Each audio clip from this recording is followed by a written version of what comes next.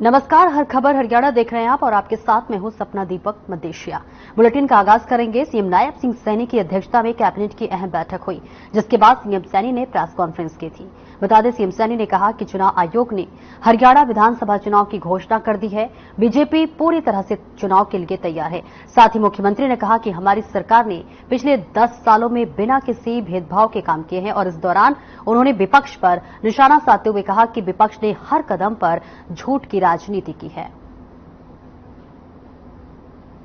और आज क्योंकि पहले से ही हमारी कैबिनेट की मीटिंग तय थी, तो आज वो कैबिनेट की मीटिंग भी हमने की है, उसके बारे में भी मैं जानकारी आपको देना चाहूंगा।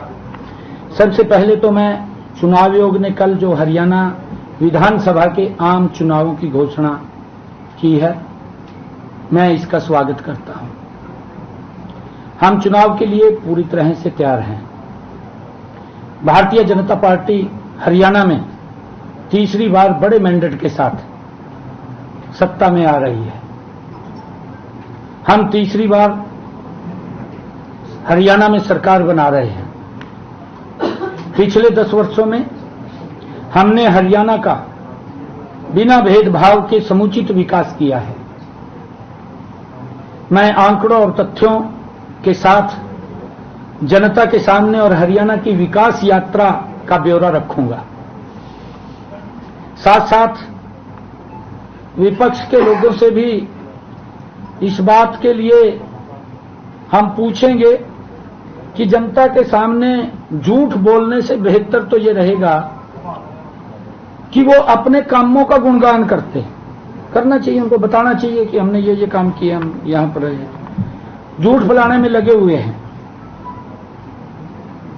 जनता से भी अनुरोध करूंगा कि कांग्रेस को इनके झूठ के बारे में सबक सिखाने का काम करें। पिछले 10 वर्षों में हरियाणा ने हर क्षेत्र में विकास की ऊंचाइयों को छुआ है। मैं हरियाणा के मतदाताओं से अपील करता हूं कि लोकतंत्र के इस पर्व में बढ़ चढ़ करके भाग लें। अपना मत अवश्य वो डालें। मैं ये अपील करूंगा, क्योंकि मतदान महादान है। आप इसके लिए, मैं अपील करना चाहूंगा सभी मतदाताओं से कि आप इसके लिए विशेष समय निकालिए और विशेष समय निकाल करके इस लोकतंत्र के पर्व के अंदर हिस्सा लेते हुए लोकतंत्र को मजबूत करने का काम आप लोग करें। ऐसा मैं आग्रह हरियाणा प्रदेश के मतदाताओं से करता हूं। आज मंत्रिमंडल के समक्ष जो अभी पिछले दिनों माननीय सर्वोच्च न्यायालय द्वारा नौकरियों में अनुसूचित जाति के कोटे में वर्गीकरण के संबंध में हरियाणा अनुसूचित जाति आयोग की जो रिपोर्ट थी वो आज रखी गई। उस रिपोर्ट को कैबिनेट ने स्वीकार कर लिया और स्वीकार किया है, क्योंकि चुनाव आचार संहिता लगी हुई है। चुनाव आचार संहिता उसको हमने देख करके ये अनुशंसा किया है कि चुनाव आयोग को भेजी जाए रिपोर्ट। जैसा भी चुनाव आयोग उसके ऊपर दिशा निर्देश देगा, हम उसको आगे बढ़ाने का काम करेंगे। एक ये अनुशंसा है क्या आयोग में? जी, मैं आपको बताना चाहता हूं कि ये 2 प्रकार के वर्गीकरण की सिफारिश माननीय सर्वोच्च न्यायालय ने की है। एक अन्य अनुसूचित जाति, दूसरा वंचित अनुसूचित जाति। उसके अंदर जो ऐसी समाज के अंदर गरीब व्यक्ति है, ऐसे लोगों को, और उसके अंदर आयोग ने ये विश्लेषण भी किया, क्योंकि रिपोर्ट पिछली कैबिनेट के अंदर हमने आयोग को भेजी थी। आयोग ने, जो ऐसी आयोग है, उसने इसके ऊपर विश्लेषण किया कि वंचित अनुसूचित जाति की संख्या में 50% से ज्यादा हिस्सा होने से के बावजूद उनका नौकरियों में प्रतिनिधित्व तुलनात्मक रूप से काफी कम है। ये आयोग ने रिपोर्ट देकर के भेजा है। ये मैं बता रहा हूं मैं सारा कुछ बताऊंगा आपको। पहले बात पूरी हो जाए, सवाल बाद में। मैं आपको बताऊंगा आगे। अन्य अनुसूचित जातियों में जैसे चमार है, रेगर है, रायगर है, रामदासी है, रविदासी है, बलही है, बटाई है, मोची है, जाटव है, ये अन्य अनुसूचित जातियों में शामिल हैं। वंचित अनुसूचित जातियों में जैसे वाल्मीकि है, धाणक है, ओड है, बाजीगर है, मजहबी है, मजहबी सिख है, इसके साथ साथ 36 अन्य जातियां भी हैं जो इसके अंदर वंचित अनुसूचित जाति। और विधानसभा चुनाव से पहले जननायक जनता पार्टी को बड़ा झटका लगा है। दरअसल शाहबाद से विधायक का शुगरफेट के पूर्व चेयरमैन रामकरण काला ने पार्टी से इस्तीफा दे दिया है, तो वहीं पूर्व मंत्री देवेंद्र बबली ने भी जेजेपी में सभी पदों और दायित्वों से इस्तीफा दे दिया है।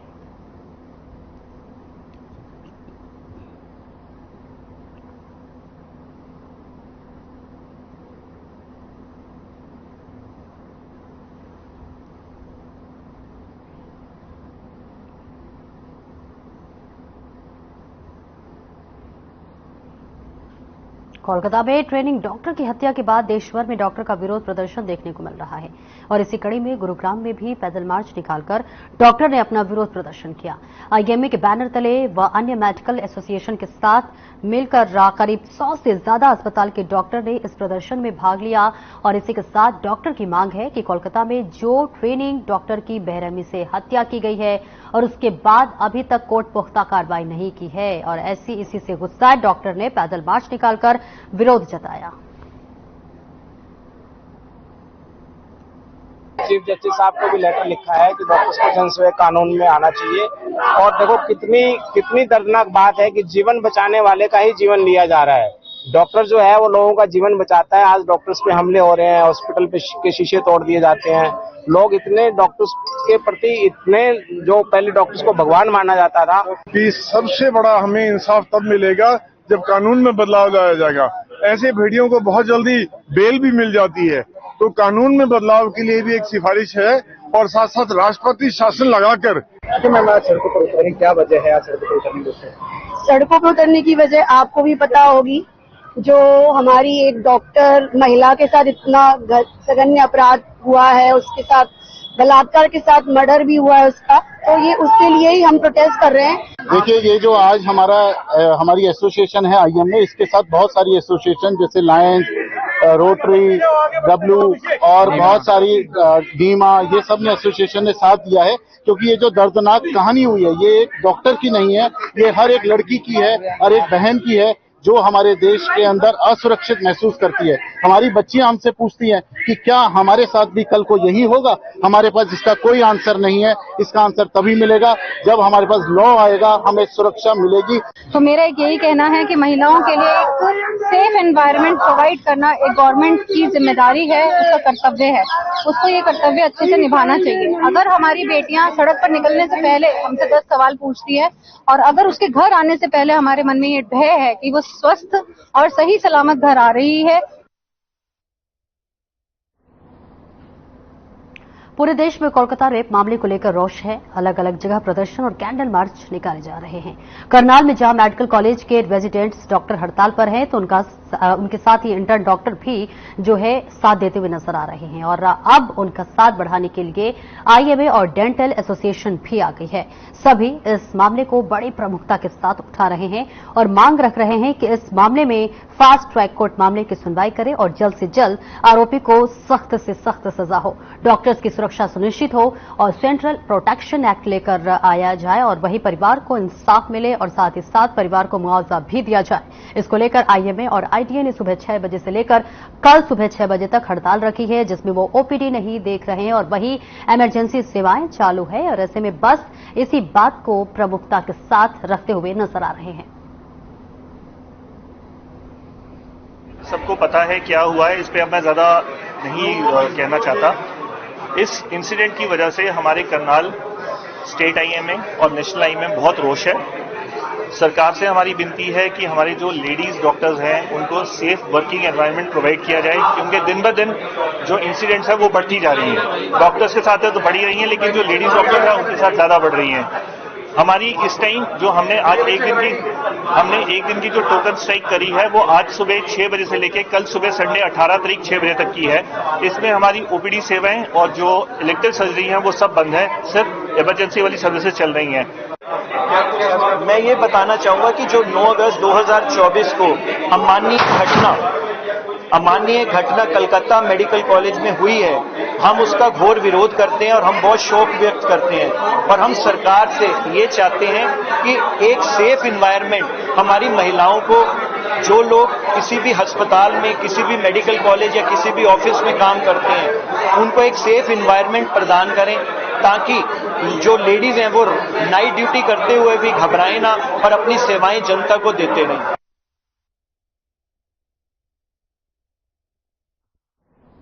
और हरियाणा के यमुनानगर के मॉडल टाउन इलाके में फर्जी आईडी और फर्जी प्रॉपर्टी आईडी के माध्यम से 2 करोड़ रुपए की प्रॉपर्टी बेचने का मामला सामने आया है। यमुनानगर अपराध शाखा की हिरासत में आई ये महिला दिल्ली की निवासी परमजीत कौर है, जिसे गिरफ्तार करके 5 दिन के रिमांड पर लिया गया है। वहीं आपको बता दें कि अपराध शाखा के प्रभारी सुभाष चंद्र ने बताया कि यूएसएस के राकेश कपूर के दादा जीडी कपूर के नाम 1951 से मॉडल टाउन की प्रॉपर्टी थी, जिसे इस महिला ने एक फर्जी अलॉटमेंट लेटर के माध्यम से नगर निगम में प्रॉपर्टी आईडी बनाकर उसे 2 करोड़ में बेच दिया। साथ ही उन्होंने बताया कि इस संबंध में महिला को गिरफ्तार कर लिया गया है, जबकि मामूली गांव का इस्तेमाल और वही इस्लाम और एक डीलर अश्विनी सहित अन्य लोगों की तलाश की जा रही है। पुलिस इस बात की भी जांच कर रही है कि यहां की प्रॉपर्टी की वैल्यू कितनी है और उसे मात्र 2 करोड़ में कैसे बेच दिया गया।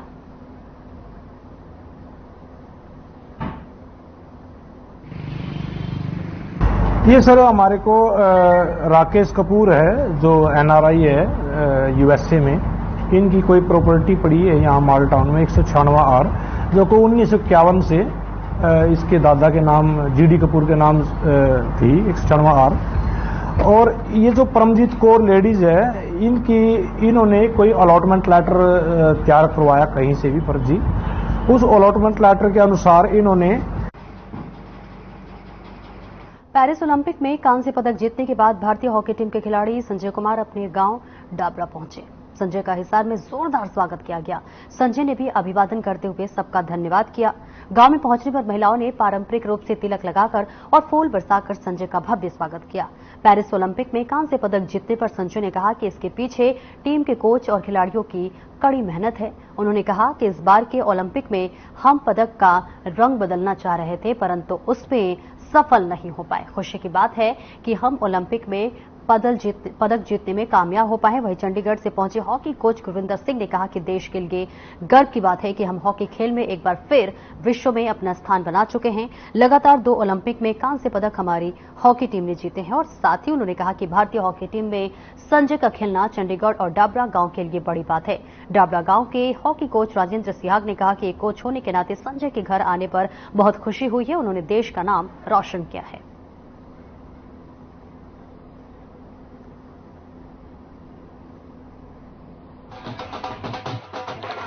बहुत ज्यादा है, पूरे इसने देश का नाम रोशन किया है, तो मेरे लिए इससे बड़ी उपलब्धि नहीं हो सकती। तो मेरे पास कोई शब्द नहीं है। ये है गांव ने मेरे को जन्म दिया, मान दिया, सम्मान दिया। मैंने गांव को कर ये सोच के मैंने ये बच्चे को तराशने की कोशिश की। मैं अपनी मेहनत के बल पर आज ओलंपिक में मेडल लेकर आया, तो इससे बड़ी मेरे को खुशी हुई। संजय को आपने कोचिंग दी, संजय के अलावा और भी जो खिलाड़ी हैं वो गांव के आप तैयार कर रहे हैं, क्या रणनीति और किस हिसाब से आप तैयार कर रहे हैं कि आपके इस गांव से संजय की तरीके से और भी प्लेयर निकले और देश का प्रतिनिधित्व करें? आप कर रहे हैं। अभी वर्ल्ड कप में जो टीम का जो कैप्टन है इंडिया का 2023 में जूनियर वर्ल्ड कप जो हुआ था, उसके अंदर जो कैप्टन है वो रोहित है, और मेरे गांव से बड़ा गांव का है। क्या कहेंगे इस उपलब्धि पे, जिस तरीके से भारतीय टीम ने कांस्य पदक जीता, ओलंपिक में लगातार दूसरा ओलंपिक और लगातार दूसरा ही मेडल? ये इसके पीछे बहुत हार्ड वर्क है कोचिज का और प्लेयर्स का। कि जैसे पिछली बार आया मेडल बहुत सालों के बाद, तो उसके बाद इस बार उम्मीद थी कि हम मेडल का कलर चेंज करें और बहुत ज्यादा हार्ड वर्क करें। तो चलो वो तो हो नहीं पाया, लेकिन हमने बैक टू बैक दूसरा मेडल जीता, तो बहुत ही खुशी की बात है। और मैं थैंक यू कहना चाहूंगा जिन्होंने हमें इतना सपोर्ट किया और हमारे लिए दुआ की। सबसे पहले तो ये पूरे देश के लिए बहुत गर्व की बात है कि हम हॉकी में वर्ल्ड में अपना स्थान दोबारा बना चुके हैं। पिछली बार भी हम ब्रॉन्ज मेडल थे और अब भी ब्रॉन्ज मेडल थे। और उससे भी ज्यादा बड़ी बात मुझे तो ये लगती है कि चंडीगढ़ के लिए और आपके गांव डाबरा के लिए कि उस टीम में जिसका मेडल आया उसका हमारा एक लड़का संजय भी एक मेंबर है।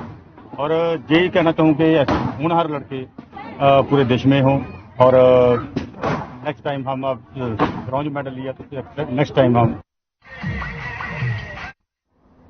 कुरुक्षेत्र पुलिस ने नशीले पदार्थों की तस्करी पर शिकंजा कसते हुए नशीला पदार्थ रखने के 2 आरोपियों को गिरफ्तार किया है।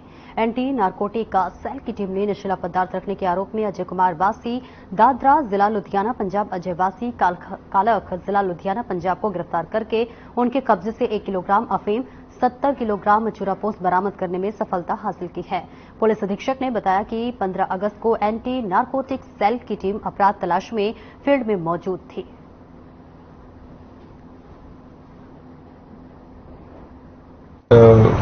पुलिस कुरुक्षेत्र पुलिस द्वारा की गई है।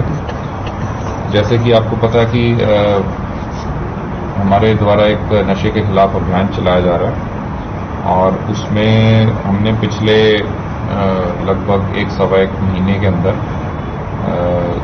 पूरे स्टेट के अंदर, पूरे हरियाणा के अंदर सबसे ज्यादा कमर्शियल क्वांटिटी के जो FIRs हैं, केसेस हैं, वो कुरुक्षेत्र पुलिस द्वारा पकड़े गए हैं। और हाल ही में हमारी जो ANC की टीम है, anti narcotic cell, inspector Surendra के नेतृत्व में उन्होंने एक बड़ी कमर्शियल खेप को पकड़ा है।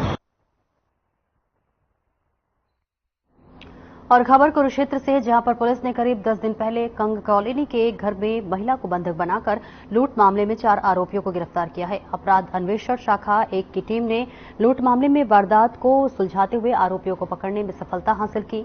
आरोपियों के पास से चोरी किए हुए 50 लाख रुपए, करीब 700 ग्राम सोने के गहने बरामद किए गए। मामले को लेकर पुलिस अधीक्षक जशनदीप सिंह रंधावा ने जानकारी साझा की।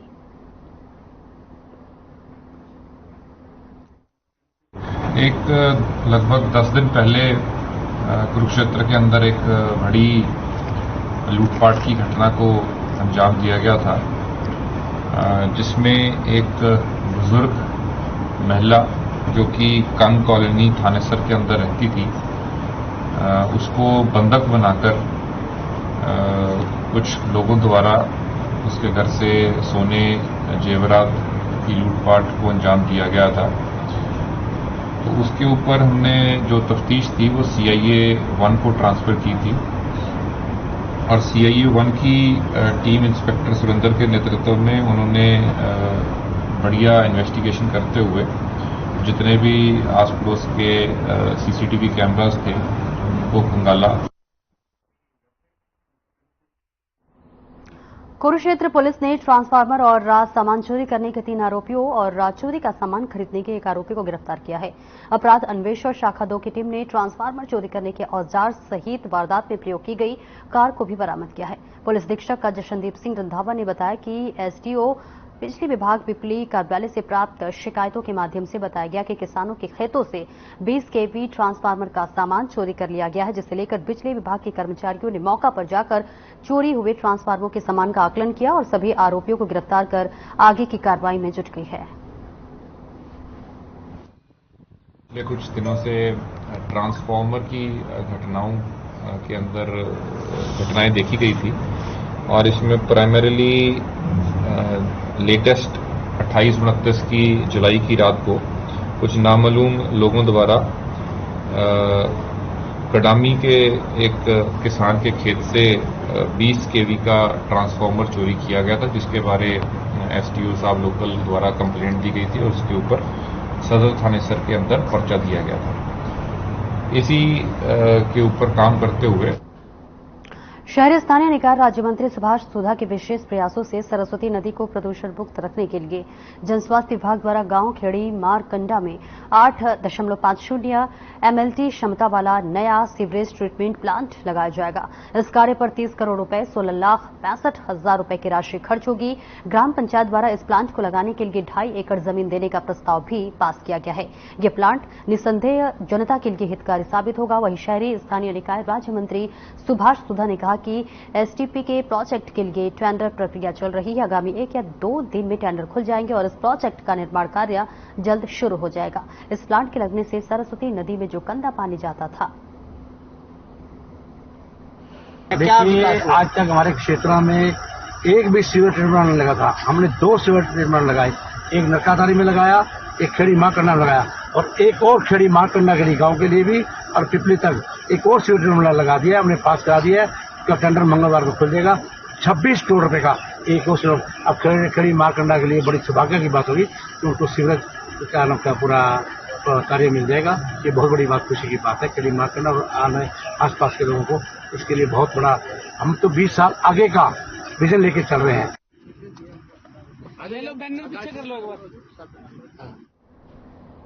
बीजेपी हरियाणा चुनाव समिति के सह प्रभारी विप्लव देव ने तो शाम में चारों मंडलों के कार्यकारी सदस्यों की मीटिंग ली और इस मौके पर उन्होंने कार्यकर्ताओं में नया उत्साह भरते हुए कहा कि हरियाणा विधानसभा चुनाव की घोषणा हो चुकी है। कार्यकर्ता पूरी मेहनत और लगन से चुनाव में जुट गए हैं। तो वहीं उन्होंने कहा कि कार्यकर्ता ही पार्टी के रीढ़ होते हैं जो पार्टी को शिखर तक पहुंचाते हैं। इस दौरान पत्रकारों से बातचीत में कांग्रेस पर सीधा निशाना साधते हुए विप्लव देव ने कहा कि कांग्रेस शासन में भ्रष्टाचार चरम सीमा पर था।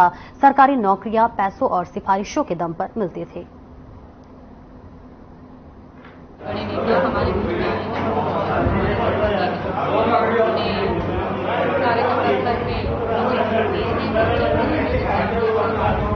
और कार्यकर्ताओं में बहुत उत्साह है और मैं मानती हूँ कि तीसरी बारी सब जोरों से लगेंगे भारतीय जनता पार्टी को जिताने में और एक बार फिर से ऐसे भी कयास लगाए जा रहे हैं कि तो शाम से आपको विधानसभा का उम्मीदवार बनाया जाएगा बीजेपी की तरफ से। आपका क्या कहना है? जैसे पार्टी सर, आज चुनाव आयोग ने विधानसभा चुनाव की हरियाणा की तारीखों की घोषणा की है। क्या तैयारी है आपकी बीजेपी की? और आपने मीटिंग भी ली है कार्यकर्ताओं को, क्या दिशा निर्देश दिए? देखिए, ये इलेक्शन हरियाणा के स्वाभिमान को और हरियाणा को बचाने का इलेक्शन है। कांग्रेस और आम आदमी पार्टी और इंडी गठबंधन के जो भी पार्टी है, विशेष करके कांग्रेस, ये लोग। और इस बुलेटिन में इतना ही। खबरों का सिलसिला आगे भी जारी रहेगा। नमस्कार।